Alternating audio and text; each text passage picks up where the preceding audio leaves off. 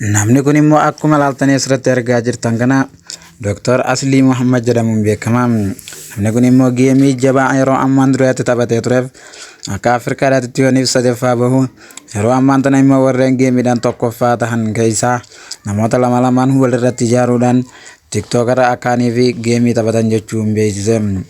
Akkasumaanis geemiin har'aan tana immoo tapha kana irratti namni mo'ateef maallaqa guddaa waan argatuuf akka taphatan wayita jedhutti Dr. Aslii Muhammad ammoo bileen 5 uummata isaatiif wayita inni qopheessu kana irratti hawaasni isaa kirayyuun akkana cinaa dhaabbatan jechuun gaafachaati jira.